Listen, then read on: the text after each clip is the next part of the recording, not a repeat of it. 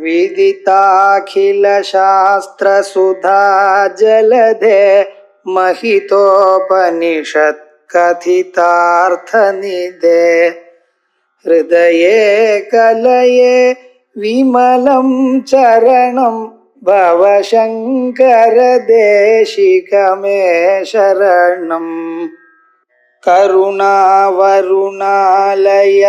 पालय मां भवसागर दुःखविदून हृदं रचयाखिल दर्शन तत्त्वविदं भवशङ्कर देशिकमे शरणम्. வேதாந்தங்கள்ல ஆத்மாவாரே திருஷ்டவியான்னு சொல்லி இருக்கு. சொல்லிட்டு ஸ்ரோதவியா மந்தவியான்னு வேற சொல்றோம். கிரியைக்கு சேஷமா இல்லாத போனால் திரஷ்டவியான் ஆத்மாவாரே திரஷ்டவியா ஸ்ரோதவியா சொன்னாலே போருமே. ஆத்மாவை கேட்கணும், ஆத்மாவை பத்தி கேட்கணும் சொன்னா போருமே. கேட்டால் அறியப்படுகிறது, அறியப்பட்டால் அதுக்கு வரும் மனனம் பண்ணணும், நித்தியாசனம் பண்ணணும். ஏன் சொல்றேன்? எப்ப உபனிஷத்தானது வேதாந்தங்களை கேட்கணும்னு சொல்லி நிறுத்தாமல் கேட்கணும், பிறகு அதை மனனம் பண்ணணும், யுக்தியினால அதை யோஜனை பண்ணணும், அதுக்கப்புறம் தியானம் பண்ணணும் அப்படின்னு எப்ப சொல்லி இருக்கோ அப்ப கேட்டா மட்டும் போகாது, அதுக்கு வேற ஒரு செயலும் உண்டு. அந்த பிரம்மமானது மனனம் நிதித்தியாசனம் எனக்கூடியதான செயல்களிலும் உபயோகப்படுத்தப்படுகிறது அப்படின்னு அர்த்தம் வருதோ இல்லையா? ஆத்மாவாரே திரஷ்டவிய ஸ்ரோதவியா சொன்னாலே பொறுமே. கேட்டா ஆத்மா புரியுறது. புரிய வேண்டியதான ஆத்மாவை புரிந்த பிறகு அதை மனனம் பண்ணணும், நிதித்தியாசனம் பண்ணணும், அதை பத்தி தியானம் பண்ணணும்னு சொல்லி இருந்தால் அந்த தியானத்துக்கு அங்கமாகத்தான் பிரம்மம் விதிக்கப்பட்டது. அப்படின்னு ஒரு ஆட்சேபம் சொன்னா அந்த ஆட்சேபத்துக்கு முன்னால சொன்னதான அத்தனையும் சமாதானம் சொல்லல. நம்ம அது சித்தமஸ்து போதிக்கிறது எல்லாம் சொல்ல இருக்கலாமே தவிர இந்த ஒரு ஆட்சேபத்துக்கு சமாதானம் சொல்லி முடிக்கல. அதற்காக இப்ப ஆரம்பிக்கிறார். எட்புனர்த்தம் எது கீழ் சொல்லப்பட்டதோ சிரவணாத் பராச்சீனையோகோ, சிரவணத்துக்கு பின்னால இருக்கக்கூடியதான இந்த பராச்சீனம்ங்கிறது பிராச்சீனத்துக்கு ஆப்போசிட். பிராச்சீனம் பராச்சீனம், அதே போலயே பிராச்சீனம் அர்வாச்சீனம் அப்படி சொல்றது. பிராச்சீனம்னு முன்னால இருந்ததுக்கு பிராச்சீனமானது, பராச்சீனம்னு பின்னால இருக்கு, ரொம்ப கிட்ட இருக்குது. பராச்சீனம்னு பின்னாலேன்னு அர்த்தம், பிராச்சீனம்னு முன்னாலேன்னு அர்த்தம், அர்வாச்சீனம்னு இப்ப நடந்ததுன்னு அர்த்தம், வெரி ரீசென்ட்னு அர்த்தம். இப்ப பிராச்சீனையோகோ சிரவணத்துக்கு பராச்சீனையோகோ, சிரவணத்துக்கு பிறகு வரக்கூடியதான வேதாந்த வாக்கியங்களை சிரவணம் பண்ணின பிறகு சொல்லப்பட்டதான மனன நிதித்தியாசனையோ, வெறுமனை கேட்கறது மட்டும் இல்ல. நாம சங்கீதத்தை கேட்டோம், ஆனந்தமா இருந்தது, என்னமா பாடினர் அப்படின்னு அதை போய் தூங்கி விடுறோம். அதுக்கப்புறம் அதை பத்தி நினைக்கிறோம் இல்ல. சங்கீதம் கேட்ட கேட்கிற வரைக்கும் இனிமையா இருக்கு. சங்கீதகம் சைகதவாரி ரீத்யா. மணல்ல ஜலத்தை விட்டா ஒரு 2 நிமிஷம் அதுக்கு மேல அந்த மணல் நனைஞ்சு இருக்கும், அவ்வளவுதான். கொஞ்ச தூரம் உள்ள போயிடும், அவ்வளவுதான். மேல இருந்த மணலாம் காஞ்சி போயிடும். அப்படி சங்கீதம் மாதிரி வேதாந்தத்தை கேட்கப்படாது. வேதாந்தத்தை கேட்டு பல நாட்கள் அதையே நினைத்து நினைத்து என்ன சொல்லிருக்கேன் நினைச்சு ஒரு நிச்சயத்துக்கு வந்த பிறகு அதை தியானம் பண்ணணும். அந்த பகவானுடைய திருவடிகள் உங்க மனசுல நிக்கவரா போல தியானம் பண்ணணும். அப்படி அந்த சைத்தன்ய ஸ்வரூபத்தை தியானம் பண்ணணும். சகுணமாகவும் நிர்குணமாகவும் அவரை தியானம் பண்ணணும். அப்பதான் அது சாட்சாத்காரமாகும் அப்படின்னு சொல்றார்.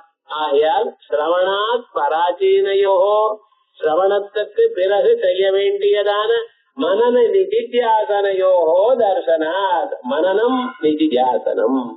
மனநம்னு என்ன? மறுபடியும் இதை தியானம் மனசுல திருப்பிக்கிறது. அப்புறம் நிதித்தியாசனம், அதை தியானம் செய்வது.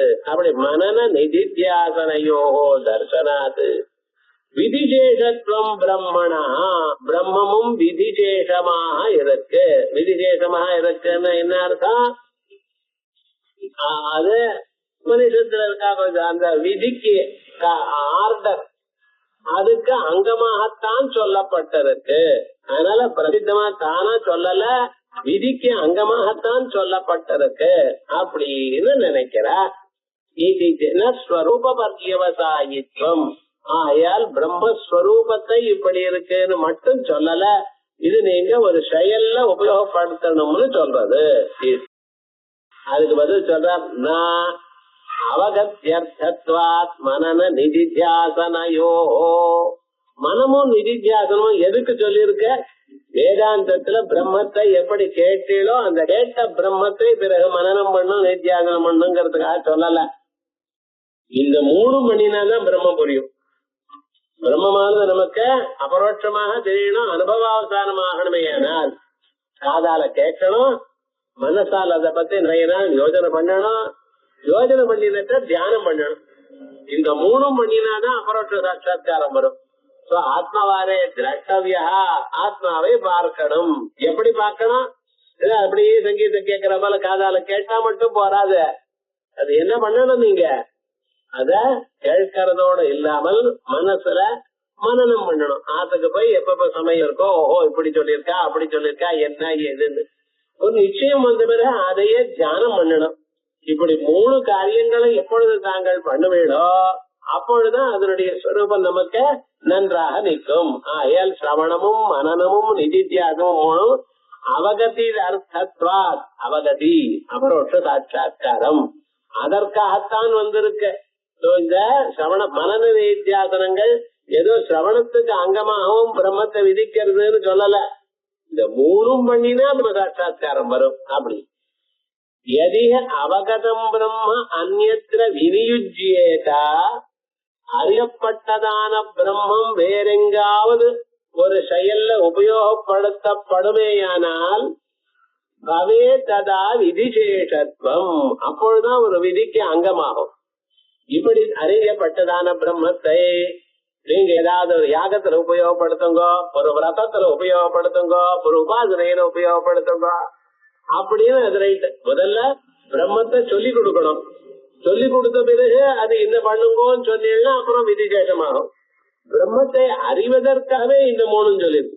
மனன நிதித்தியாசனம் பிரம்மத்தை வேறெங்கோ உபயோகப்படுத்துவதற்காக இல்லை, பிரம்மத்தை அறிவதற்காகவே.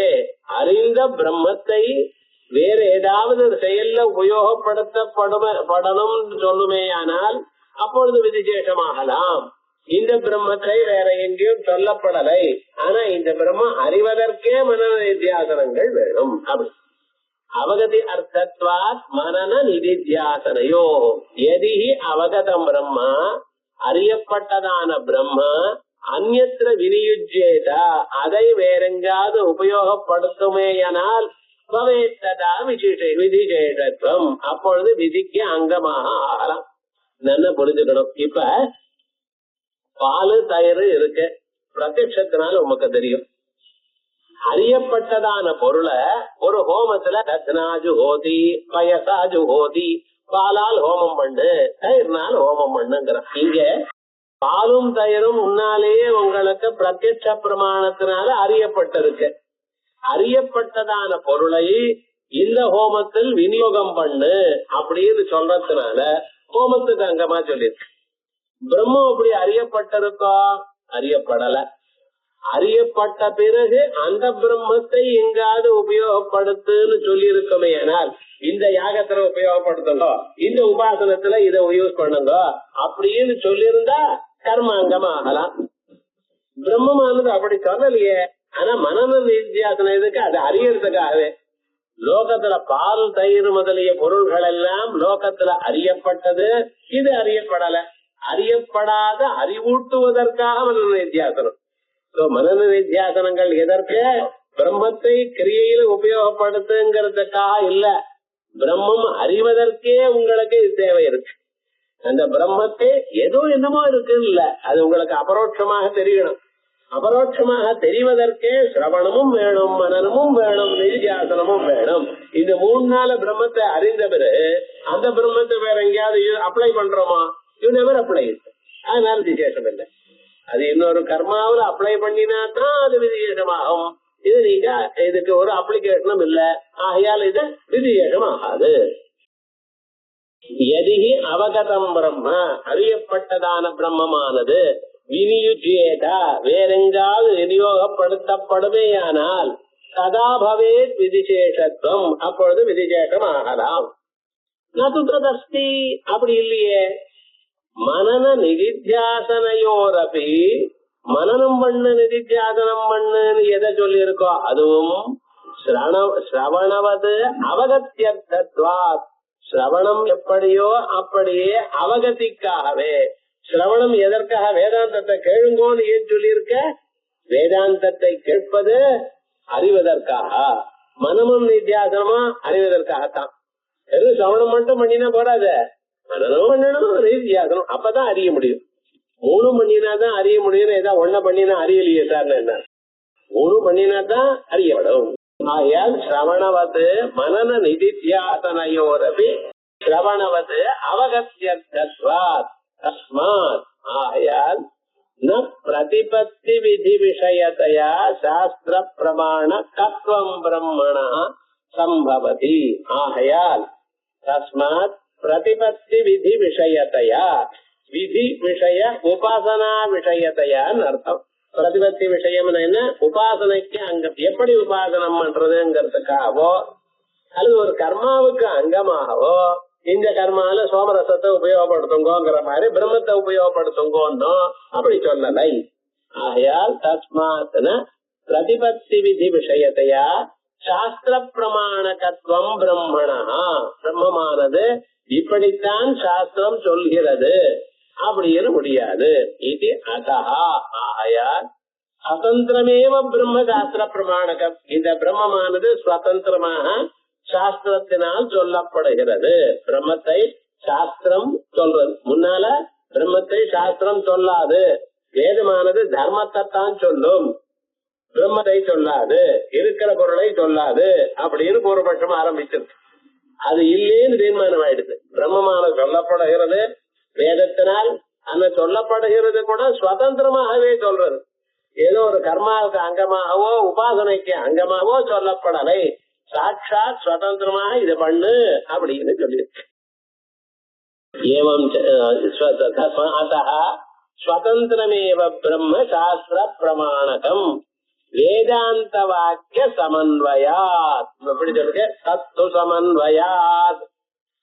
அந்த இடத்துல தத்து பிரம்மா சாஸ்திர பிரமாணகம் எப்படி? வேதாந்த வாக்கிய சமன்வயாத் இது சித்தம். இந்த தத்துவ சமன்வயாத்ங்கிற சூத்திரத்துக்கு அர்த்தம் எழுதுறார். தத்து பிரம்மா சாஸ்திர பிரமாணகம் அது சேர்த்துட்டு இருக்கார். எங்க இருந்து வந்திருக்கு? போன சூத்திரத்துல இருந்து இருக்கு.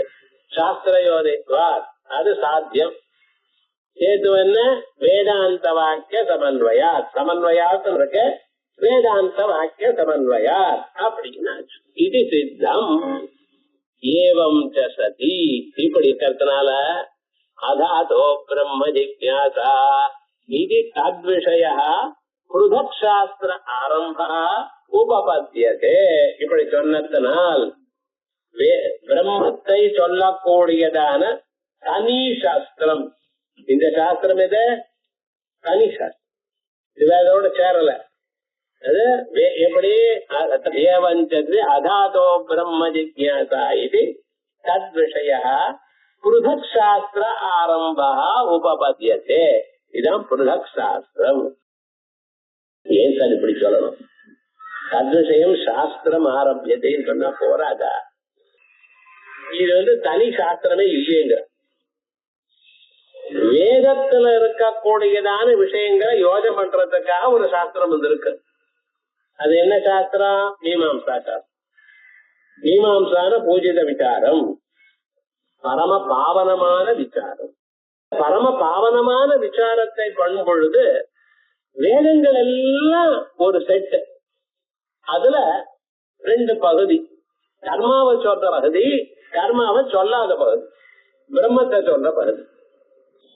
வேதத்தை தானே விசாரம் பண்ணணும்னு ஆரம்பிச்சிருக்கார். யாரு? ஜெய்மினி பகவான். அதாதோ தர்ம ஜிக்ஞாசா அப்படின்னு ஆரம்பிச்சிருக்காரு. அதுக்கு நம்ம சாஸ்திரம் மீமாம்சா சாஸ்திரம். மீமாம்சான்னா பூஜித விசாரம். உயர்ந்ததான விசாரம், புண்ணியத்தை தரும் விசாரம் அப்படின்னு மீமாம்சையை சொன்ன பிறகு அந்த மீமாம்சையிலே தானே ஒரு பகுதி வேதாந்தமோ. ஒரு சாப்டர்ல இருந்து 100 சாப்டர் வரைக்கும் வேதம், அது 98 சாப்டர் ஒரு மீமாம்சையம், 2 சாப்டர் வேதாந்தம். அப்ப எல்லாத்தையும் தானே அவர் பிரதிஜை பண்ணியிருக்கார். ஜெய்மினி என்ன பண்ணியிருக்கார்? வேதத்தை முழுக்க விசாரம் பண்ணுவோம் அப்படின்னார். அப்ப வேதத்தை விசாரம் பண்ணணும். இந்த வேதாந்தம் அதுக்குள்ள விசாரம் பண்ணி ஆச்சா இல்லையா? வேதத்துக்குள்ளதானே, உங்க உபநிஷத்து வேதத்துக்குள்ளத்தானே இருக்க. நீங்க தைத்தரிய உபநிஷத்து வாசிக்கிறீங்களா, எதிர்வேதம் வாசிக்கிறதுக்குள்ளத்தானே இருக்க. பிரதாரண்யக்கு சுக்ல எதிர்வேதத்துல தானே இருக்க. ஈஷாவாரியம் சுக்ல எதிர்வேதத்துல தானே இருக்க. உங்க உபநிஷத்துகள்லாம் வேதத்துல ஒரு பார்ட். வேதத்தை முழுக்க விசாரிக்கிறேன்னு ஜெய்மினி பகவான் சொல்லியிருக்கார். அப்ப இந்த விசாரம் அதோட சேர்ந்து போயிட்டு இல்லையா? அப்ப ஏன் சார் வேதாந்தத்தை தனியா வியாசாச்சாரியர் அதாதோ பிரம்ம ஜிக்யாசான்னு எழுதினார். அதாதோ தர்ம ஜிக்யாசான்னு எழுதி ஒரு 1000 அதிகரணம் எழுதி தள்ளிவிட்டார் ஜெய்மினி பகவான். அதுலயே இது கதார்த்தமா எடுத்த ஆல்ரெடி பின் டிஸ்கஸ்ட்.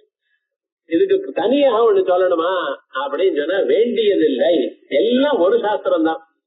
ஜெய்மினி எழுதியதான 12 அத்தியாயங்களும், சங்கர்ஷனர் எழுதியதான 4 அத்தியாயமும், அதுக்கப்புறம் பாதராயணர் எழுதியதான 4 அத்தியாயமும் எல்லாம் சேர்ந்து ஒரு சாஸ்திரம் தான். விவகாரம் என்ன? வைஷ்ணவாளுக்கு மற்றவர்களுக்கெல்லாம் 20 அத்தியாயமும் சேர்ந்து மீமாம்சை. விவகாரம் மீமாம்சான்னு என்ன அர்த்தம்? ஜெய்மினி எழுதின 12 அத்தியாயமும், சங்கர்ஷனர் எழுதினதான 4 அத்தியாயமும், பாதராயணர் எழுதினதான 4 அத்தியாயமும் டோட்டலா சேர்ந்து ஒரு சாஸ்திரம் 20 அத்தியாயம். ஆனா ஆச்சாரியா சொன்னார் நோ சார், 12 அத்தியாயமும் சங்கர்ஷன் எழுதின 4 அத்தியாயம், சங்கர்ஷன் அத்தியாயம் 4 சாப்டரும் சேர்ந்து 16 அத்தியாயம். அது பூர்வ மீமாம்சான்னு பேரு. இந்த பாதராயணர் எழுதின 4 அத்தியாயம் மட்டும் உத்தர மீமாம்சான்னு. இது புதக் சாஸ்திரம் ஆரம்பணியம். இது வேறு சாஸ்திரம். ஏன் அங்க கர்மாவை இது பண்ணு, இது பண்ணாது, இது பண்ணு, இப்படி பண்ணு, இப்படி பண்ணாதேன்னு சொல்றதெல்லாம் அந்த சாஸ்திரம். இங்க சாஸ்திரம் பண்ணு பண்ணாதேன்னு ஒண்ணு இல்லை. அறி உன்னுடைய உண்மையான ஸ்வரூபம் தெரிஞ்சுக்கோ. உனக்கு வேண்டிய ஸ்வர்க்கத்தை பத்தி யோசனை பண்ணாத, நீயாம அறி. வேதாந்த சாஸ்திரம் என்ன சொல்றது? நீங்கள் யாரு, உங்களுடைய நிலை என்ன, ஸ்வரூபம் என்ன, சுவாவம் என்ன, இதை அறிவதற்காக, தன்னை தான் அறிவதற்காக வந்தது வேதாந்த சாஸ்திரம். உங்களுக்கு எந்த ஸ்வர்க்கம் வேணுமோ, எந்த பசு வேணுமோ, எந்த கிராமம் வேணுமோ, எந்த ஐஸ்வர்யம் வேணுமோ, எந்த மழை வேணுமோ, அதுக்காக பண்ணக்கூடியது கர்ம மீமாம்சகர். அது வேற, இது வேற. தஸ்மாத் புருதக் சாஸ்திரம் ஆரம்பணியம் அப்படின்னு வேறு சாஸ்திரம் அப்படின்னு. இந்த சாஸ்திரம் அந்த சாஸ்திரத்தை விட வேறானது. They are different in nature, they are different in substance அப்படின்னு சொல்ற. இத நம்ம கவனிக்கணும். ஏன்னா அதுவும் வசதியான சாஸ்திரம் தான். சாஸ்திரம் தப்புன்னு நினைக்காதீங்க. அதே போல வியாக்கரணமும் ரொம்ப வசதி. வியாக்கரணம் வேதத்துக்கு அங்கம். எஷ்ட வியாபுருதய வாச்சம் எஷ்ட மீமாம்சதே அத்வரம் தாவுபவ புண்ணிய கர்மான பங்கி பாவன பாவனா அப்படின்னு சாயணாச்சாரியர் சொல்றார். எஷ்ட வியாபுருதய வாச்சம், யாரு வியாக்கரணத்தை படிக்கிறார்களோ, இது சரியான சப்தம், இது சரியான சப்தம் இல்ல, இது இப்படி அது அப்படி அப்படின்னு வியாக்கரணத்தை யாரு வாசிக்கிறானோ, எஷ்ட மீமாம்சதே அத்வரம், யஜ்ஞ மீமாம்சைய யாரு வாசிக்கிறானோ பூர்வ மீமாம்சையில, அவ புண்ணிய கர்மான, ஜன்மாந்தரத்துல புண்ணியம் பண்ணினவா, இந்த ஜென்மாலையும் புண்ணியத்தை பண்ணிட்டே இருக்கிறவா புண்ணிய கர்மான. எப்படிப்பட்டவா தெரியுமோ? நான் பங்கி பாவன பாவனம். விவாகத்தெல்லாம் முதல் பந்தி, 2ஆம் பந்திங்கிற அளவு. இந்த பந்தின்னு என்ன? பந்தின பங்கி, வரிசை. ஆகாரம் சாப்பிடுற காலத்துல வரிசையா உட்காருவா. ஆனா வரிசையா உட்கார்ந்தா என்ன லாபம், என்ன நஷ்டம்னு பாக்குறோம். வரிசையா உட்கார்ந்தா பரிமாறுற வாழ்க்கை சுலபம். வரிசையா எல்லாருக்கும் பரிமாறே போகலாம். சாப்பிடுற வாழ்க்கை அவர் சாப்பிடுற மாதிரி என்ன வருதா நமக்கும் வருதுன்னு. ஒருத்தருக்கு போட்டதுல போடாம இருப்பாளோ இல்லையா? போடாம ஏன் போடல ஐட்டம்ஸ் எல்லாம் வரும். இதுக்கு வியாபாரம். போடுறவாளுக்கும் சுலபம், சாப்பிடுறவாளுக்கும் அட்வான்டேஜ். இது பங்கில விவகாரம். ஆனா இந்த பங்கில ஒரு நஷ்டம் வேற இருக்கு. என்ன தெரியுமா, யாரோட உட்கார்ந்து சாப்பிடுறீங்களோ உட்கொள்கிறீங்களோ அவ பக்கத்துல இருக்கிற புண்ணியமும் பாப்பமும் உங்களுக்கு வரும், ஈக்குவலைஸ் ஆயிடும். நம்ம நிறைய புண்ணியம் பண்ணிருக்கோம் அப்படின்னு சொன்னா பக்கத்துல ஒரு பாப்பாத்மா உட்கார்ந்துட்டு இருக்க, அந்த பாபம் உங்களுக்கு வந்துடும். ஆசனாத் சயனாத் யானாத் சம்பாஷாத் சக போஜனாத் சங்கிராமந்தி பாபானி தைலபிந்து இவம்பசா.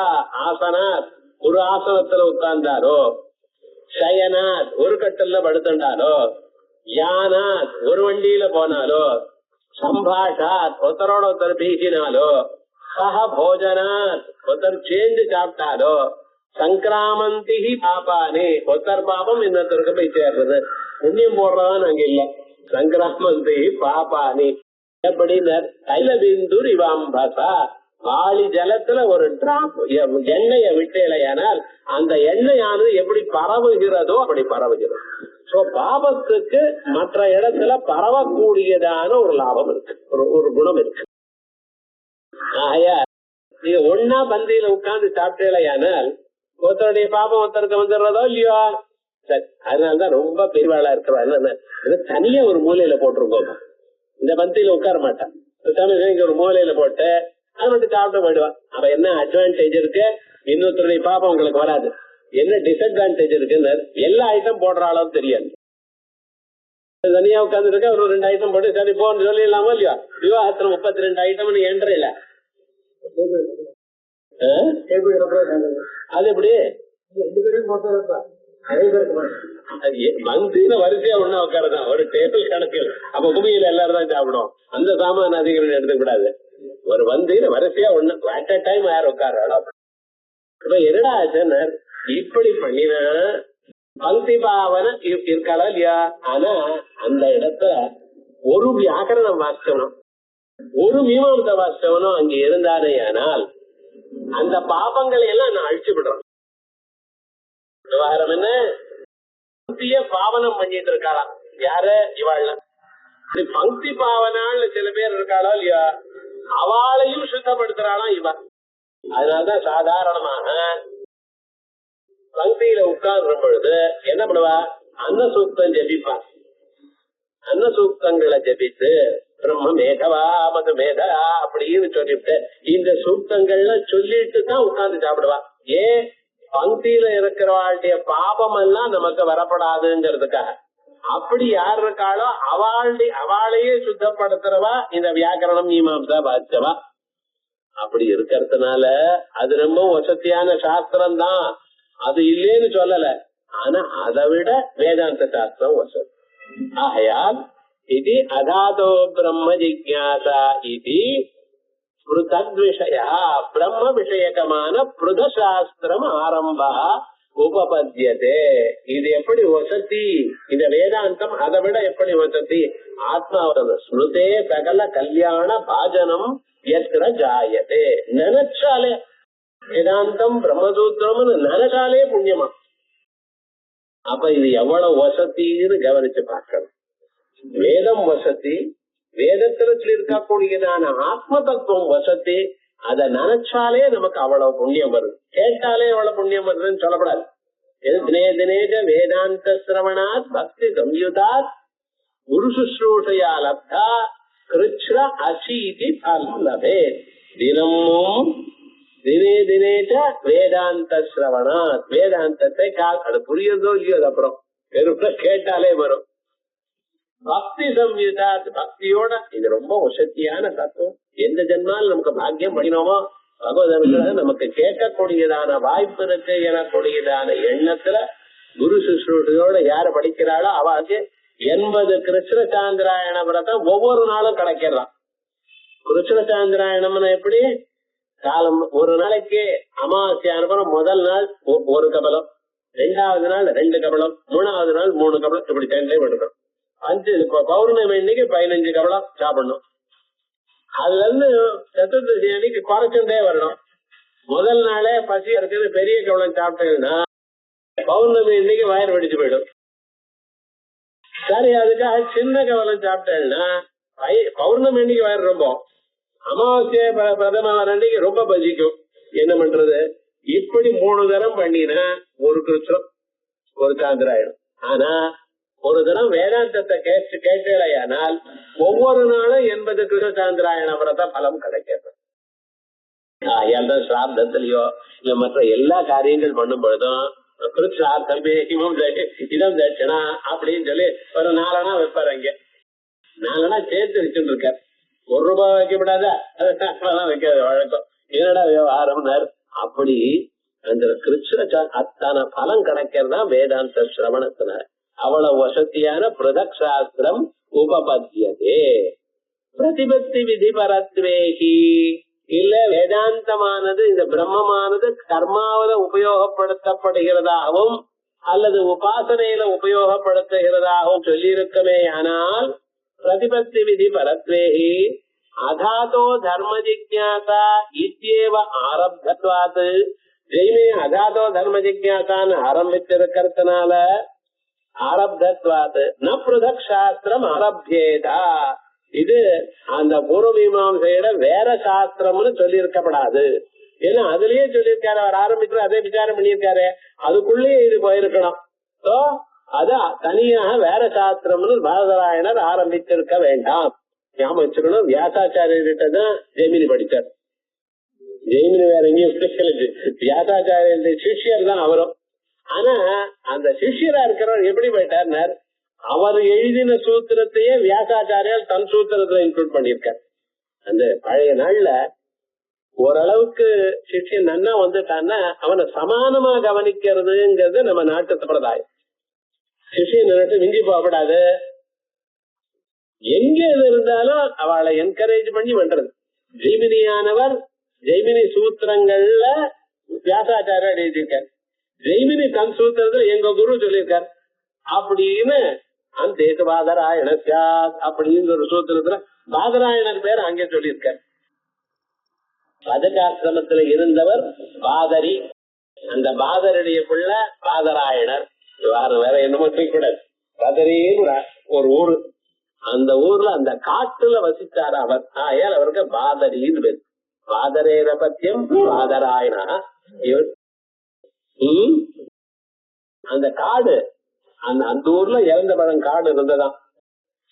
இறந்த பழம் மட்டும் சாப்பிட்டான்னு எப்படி சொல்ல முடியும்? இருக்கலாம். அங்கெல்லாம் பழங்கள்லாம் இறந்த பழம் நல்லதுன்னு சொல்றது சாஸ்திரம். ஆயுர்வேதம்னு சொல்றது. புத்தி சக்திக்கு அதிகமாக உபயோகப்படுத்தும்னு சொல்றார் பாதரி. அதே விவகாரம் பதரி தேசத்துல இருந்தார். ஆகையால் பாதரி பாதரேர பத்தியம் பாதராயணான்னு வியாக்கரணம் விதித்தது. விவகாரம் என்னன்னா அப்படி அந்த ஜெய்மினி சூத்திரங்கள் வியாசர கோட் பண்ணியிருக்கார். வியாசரை பத்தி அங்கேயும் கோட் பண்ணியிருக்கார். அப்படிப்பட்டதான அந்த ஜெய்மினியானவர் பூர்வ மீமாம்சா சூத்திரம் எழுதியிருக்கார். இதுவும் அது அந்த சப்ஜெக்டா ஒன்னா இருக்குமே. ஆனால் அதோட இதையும் சேர்த்திருப்பார். பிருதக் சாஸ்திரம் ஆரம்பியேதா ஆரம்பியமானேட்ட ஏவம் ஆரம்பியேதா. ஒருவேளை ஜெய்மினி அது வரைக்கும் எழுதியிருக்கார், நானும் எழுதுறேன் அப்படின்னு சொல்லியிருந்தாரே. ஆனால் என்ன பண்ணி அதாத பரிசிஷ்ட தர்ம ஜிக்ஞாசா. அவர் தர்ம ஜிக்ஞாசா பண்ணினார். அதுல விட்டு போச்சு. அதுக்கு நான் அப்பெண்டிக்ஸ் ஆட் பண்றேன் அப்படின்னு சொல்லிடணும். அப்படிதான் சொல்லிக்கணும். பரிசிஷ்ட தர்ம ஜிக்ஞாசா தர்மத்தை பத்தி விஸ்தாரமா அவர் எழுதினார். அது சில பாகம் விட்டு போச்சு. சோ இதை நான் ஆட் பண்றேன் அப்படின்னு எழுதியிருக்கணும். ஆரம்பியமானேச்ச ஏவம் ஆரம்பியேத அதார பரிசிஷ்ட தர்ம ஜிக்ஞாசா இது. அப்படியும் வழக்கம் உண்டோ? ஒருத்தர் எழுதினார் சார், அதுல மிச்சம் இருக்கு, அதை விட்டு போச்சு, அதை எழுதுற வழக்கம் உண்டோ? இருக்கே. எப்படி? அதா சக்கரத்வர்த்த புருஷார்த்தயோ ஜிக்ஞாசா இதுவது. பூர்வ மீமாம்சையிலேயே முதல் அத்தியாயத்துல கர்மத்துக்கு பிரமாணம் என்னன்னு விசாரம் பண்ணியிருக்காரு. கர்மத்துக்கு என்னென்ன பிரமாணம் என்ன ஏது அப்படின்னு. அதே போலயே 2வது அத்தியாயத்திலையும் 3வது அத்தியாயத்திலையும் அந்த பிரமாணமான எது தெரிஞ்சிருக்கோ அப்படிப்பட்டதான தர்மத்துல அந்த பாவனா கர்ம பேதங்கள் இவைகளை பத்தி விசாரம் பண்ணியிருக்காரு. எல்லாம் பண்ணிவிட்டு 3வது அத்தியாயத்துல இதுக்கு அங்கம் என்ன? தர்சபூர்ண மாச யாகம் பண்றேன், அதுக்கு எது அங்கம்? சமிதோஜ அப்படின்னு அது பிரயாதங்கள்னா அதுக்கு அங்கம். இப்படின்னு அங்கத்துவ விசாரம் பண்ணியிருக்காரு. கர்மம் முடிஞ்சு போயிட்டோ இல்லையா? கர்மம் என்ன? பிரமாணம். தர்மத்தை சொல்லியாச்சு. அதற்கு இந்த கர்மா என்ன அந்த கர்மா என்ன அதுக்கு என்ன விசேஷங்கள் வித்தியாசங்கள் சொல்லியாச்சு. எல்லா கர்மாவை பத்தி நிரூபணம் பண்ணியாச்சு. அதற்கு பிறகு கர்மாவிலேயே அது சப்சிடியரியா இருக்கக்கூடியதுன்னா விசாரம் பண்ணியாச்சு. புரிஞ்சு போயிட்டுதான் இல்லையா? இதுக்கப்புறம் என்ன சொல்றார், இது வரைக்கும் பண்ண வேண்டியதெல்லாம் பண்ணியாச்சு. ஆனா விவகாரம் என்ன, எது கிரத்வர்த்தம் எது புருஷார்த்தம் அப்படிங்கிற விசாரிக்கிறேன். கிரத்வர்த்தம்னு என்ன, எந்த செயல் பண்ணினேலையானால் அந்த செயல்னால யாகம் நன்றாக வளருகிறதோ அது கிரத்வர்த்தம். புருஷார்த்தம்னு என்ன, எது இண்டிபெண்டாக பலத்தை கொடுக்கிறதோ அது. இப்ப சாதாரணமாக உண்மையை பேசணும்னு இருக்கு, உண்மையை பேசினா புருஷார்த்தம். இண்டிபெண்டா without any other thing it gives you the fruit இல்லையா? உண்மையை பேசினா புண்ணியம் உண்டு. ஆனா பொய் பேசினா பாபம். பொய் பேசினா பாபம் உண்டு. யாகத்துல பொய் பேசினார்னு ஒருத்தர் வச்சுங்க, அவருக்கு பாபத்துக்கு மட்டும் பாபம் உண்டு, அந்த யாகமும் பலத்தை கொடுக்காது. என்னதான் யாக சமயத்துல போய் பேசப்படாது, நீர் போய் பேசுறேன். பேசிக் குவாலிபிகேஷனே போயிடுது. இது கிரத்வர்த்தம், யாகத்துக்காக செய்யக்கூடியதான ஒரு நியமம். எது, யாகம் பண்ணும் பொழுது போய் பேசப்படாது, சாதாரணமாக போய் பேசப்படாதுங்கிறது புருஷார்த்தம். இப்படி எவைகள் யாகத்தை உறுதி பண்ணுமோ கெடுக்குமோ, எவைகள் மனுஷனுக்கு இண்டிபெண்டாக புண்ணியத்தை கொடுக்குமோ சுகத்தை கொடுக்குமோ அப்படி அந்த விவகாரங்கள்லாம் சொல்லணும். டூஸ் அண்ட் டோன்ட்ஸ், எப்ப பண்ணணும் எப்ப பண்ணப்படாது எல்லாம் பண்ணணுமோ இல்லையா, இவைகள்லாம் தனியா விசாரிக்கிறேன் அப்படின்னு 4ஆம் அத்தியாயத்துல விசாரம் பண்ணியிருக்க. ஒரு மனுஷனுடைய வாழ்க்கையில அவன் எப்படி இருக்கணும், எங்க எப்படி இருக்கணும் இதெல்லாம் சொல்றேன். சின்ன சின்ன விஷயங்கள் தான், ஆனா அந்த விஷயங்கள் தான் இன்னைக்கு நமக்கு தெரியல. என்னமோ ஏதோ போயிட்டு இருக்க வாழ்க்கை. ஆனா விவகாரம் என்ன, எப்ப நீங்க எப்படி இருக்கணும், எப்படி விவகாரம் பண்ணணும். பூஜை சமயத்துல பேசப்படாது, ஜபம் பண்றதுல நடுவுல பேசப்படாது, ஒருவேளை பேச வந்துச்சுன்னா ஆச்சமனம் பண்ணணும். இப்படி எல்லாம் சில நியமங்கள்லாம் நம்ம வச்சுட்டு இருக்கோமோ. இந்த நியமங்கள் எங்க இருந்து வந்தது, யாரு சொல்லி கொடுத்தா, எந்த புஸ்தகத்துல இருக்க? ஒரு மீமாம்சையில இருக்கு. How he should conduct himself. காலமருந்து ராத்திரி வரைக்கும் என்னென்ன நீங்க பண்ணணுங்கிறது ஒரு சாஸ்திரம் இருக்கு. ஆனா அந்த சாஸ்திரமானது ரொம்ப பெருசா இருக்கு, யாரும் படிக்கிறதும் இல்ல, படிச்சாலும் சொல்றதும் இல்ல, சொன்னாலும் கேட்கறதும் இல்ல. அப்படியா விவகாரம் முழுக்க விவகாரம் பண்ண பண்ணார். 3 அத்தியாயத்தோட முடிச்சு 4ஆம் அத்தியாயத்துல அதஹா பிறகு கிரத்வர்த்த புருஷார்த்தயோஹோ ஜிக்ஞாசா. கிரத்வர்த்தம் எது, புருஷார்த்தம் எது, இது எதுக்கு உபயோகப்படுகிறது, இது யாகத்துக்கு உபயோகப்படுகிறதா இல்லையா, இப்படிப்பட்டதான விவகாரங்கள். சாதாரணமா பூஜை பண்றோம், அம்பாள் பூஜைன்னு சக்கரமங்கல் வேணும் சார்லாம். அம்பாள் கேட்டாலோ இது என்ன, இது கிரத்வர்த்தம் இல்ல புருஷார்த்தம். நீங்க சாப்பிடுறதுக்கா, உமக்கு இது பிடிக்கும் ஆகையால் வேற அம்பாளுக்கு வச்சு நீங்களும் சாப்பிடுறது. கிரத்வர்த்தம் என்ன, எது இல்லாத போனால் கிரத்துவே லோபிச்சு விடுவோம். ஒரு நைவேத்தியமும் இல்ல, அமிர்தாத்மனே அமிர்த நைவேத்தியம் கல்பையாமின்னு கூட சொல்லல, அப்ப கிரத்வர்த்தம் லோபிக்கும். ஆனால் உங்களுக்கு இஷ்டமா 10 ரகம், சில பேர் பூஜை என்ன ஒரு 9 ரகம் ஸ்வீட். இந்த வரலட்சுமி விரதம் இங்க படிச்சிருக்கல, 9 வகையான ஸ்வீட், 9 வகையான வடை, 9 வகையான பதார்த்தம். இது பண்றதுக்குள்ளேயே அவ படுற பாடு பாருங்க. பூஜை நாளைக்கு வச்சுக்கலாம் பாப்பா, அவ்வளவு சிரமம். எல்லாம் நெய்யில பண்ணணுமா, என்ன விவகாரம். அதை கொடுத்து பிராமணனுக்கு தானம் பண்ண அந்த விரத கல்பம். விரதம் பண்றீங்களோ இல்லையோ, கதையை படிச்சாலே ரொம்ப அழகா இருக்கும் விவகாரம். இப்படி இவைகள்லாம் சிலது கிரத்வர்த்தம், சிலது புருஷார்த்தம். அப்படி ஜிக்ஞாசா இதுவது பிரம்மாத்மைக்கிய அவகதிஸ்து அப்பிரதிஜாதா இது. ஆனா ஜெய்மினியானவர் பிரம்மாத்ம அவகதி, நானே பிரம்மம் எனக்கூடியதான அறிவை நான் உண்டு பண்ணுகிறேன், அதற்காக எழுதுகிறேன் பிரதிஜை பண்ணி இருக்காரோ? பண்ணல. தர்மத்தை அறிகிறேன், தர்மத்தை பத்தி சொல்லுகிறேன், அப்படித்தான் சொன்னாரே தவிர பிரம்மாத்மைக்கிய அவகதியானது அங்கே பிரதிஜை செய்யப்படவில்லை. அதற்காக யுக்தா சாஸ்திராரம்பா, அதற்காக சாஸ்திராரம்பம் ரைட்டு தான். எப்படி சாஸ்திராரம்பம் பண்ணியிருக்கார்? அதாதோ பிரம்ம ஜிக்ஞாசா. ஆகையால் வியாக்கரணமோ பொருள் மீமாசையோ பாஸ்கா எப்படி ஒரு உயர்ந்ததான ஒரு நிலை வருதோ, புண்ணியம் வரும், அதே போல இந்த வேதாந்தத்தை கேட்டாலே புண்ணியம் வருது. தஸ்மாத் அகம் பிரம்மாஸ்மி இத்தியேதவசானா ஏவா, அகம் பிரம்மாஸ்மி எனக்கூடியதான அறிவை உண்டு பண்றதுக்காகவே சர்வே விதா சர்வாணி இதராணி பிரமாணானி, பூர்வமீமாசையில் இருக்கிற எல்லா விதிகளும் எல்லா பிரமாணங்களும் கடைசி இங்க வந்து சேர்றது. அதனால சர்வே வேதா யத் பதமாமனந்தி சவாம்சி சர்வாணி யத் வதந்தி யதிச்சந்தோ பிரம்மச்சர்யம் சரந்தி கத்தே பதம் சங்கிரஹேண பிரவீமி ஓம் இத்யேதத் சர்வே வேதா யத் பதமாமனந்தி. ருக்வேத எதிர்வேத சாமவேத அதர்வ வேத வேதங்கள் பல சாகைகளோட எதை சொல்றதோ அதுதான் பிரம்மம். எதிச்சந்தோ அதே போலயே எதிச்சந்தோ பிரம்மச்சரியம் சரந்தி.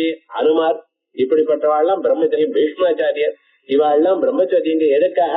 இந்த தத்துவத்தை அடையறதுக்காகத்தான். தத்தேபதம் சங்கிரஹேண பிரவிமி அவோம் இத்யேதத் அப்படின்னு சொல்லியிருக்கார். அப்படி சகல வேத சாரமாக இருக்கக்கூடியதானது இந்த ஆத்ம தத்துவம்.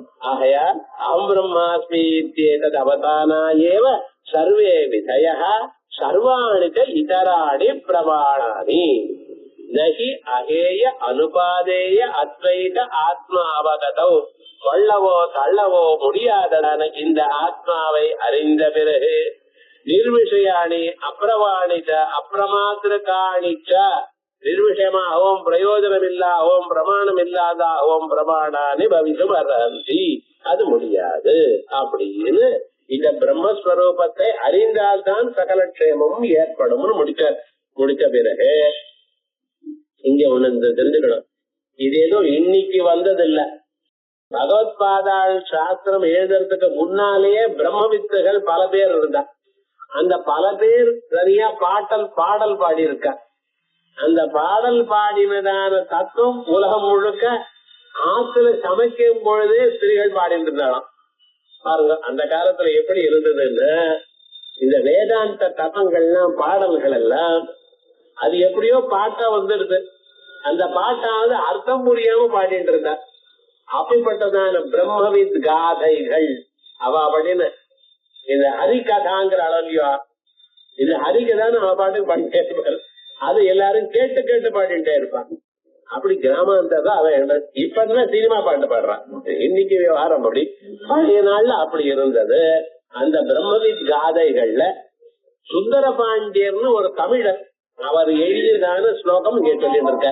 கபித ஆகோ கவுண மித்யாத்மனோ அசத்வோ புத்திரதேகாதி பாதனாத் சத்பிரம்ம அஹமித்யேவம் போதே காரியம் கதம் பவேத்.